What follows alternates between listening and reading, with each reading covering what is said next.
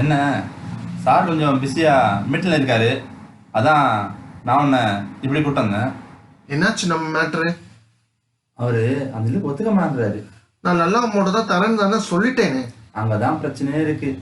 நீங்கள் நல்ல அமௌண்ட் தான் சொல்கிறீங்க, அவர் அதை சொற்ப அமௌண்ட் சொல்கிறாரு. அதுவே சொற்ப அமௌண்ட்னா அப்புறம் எவ்வளவுதான் கேட்பாரு? அவர் ஒரு ரூபா கேட்பாரு. என்ன ஒன்னா? அதோட விலையும் அதுதான் இருக்கும். அதான் நம்மகிட்ட இப்படியே பேசினா இந்த டீலே வைக்காது. நான் என்ன சொல்றேன்னா, சரி உனக்கும் வேணாம் எனக்கும் வேணாம், 50 லட்சம் தரேன். ஆ, இதுக்கெல்லாம் அவர் ஒத்துக்கவே மாட்டாரு. நீங்களே கொஞ்சம் நினச்சி பாருங்க.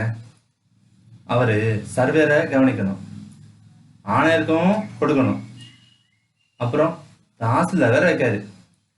இவங்களெல்லாம் முதல்ல கவனிச்சாதான் இந்த வேலையே நல்லபடியாக நடக்கும்.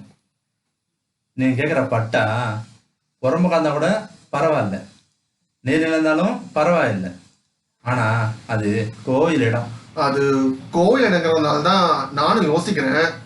ஒருவேளை வேற ஆபீசர் வந்து கண்டுபிடிச்சிட்டாருன்னா மொத்தமா லாஸ் ஆயிடுமே.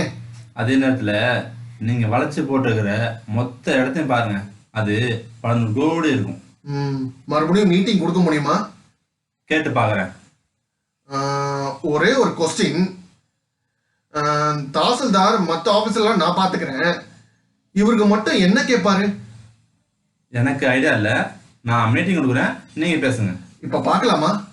இப்போ வேணாம், நான் வேற ஒரு இடத்துல ஏற்பாடு பண்ணி சொல்கிறேன்.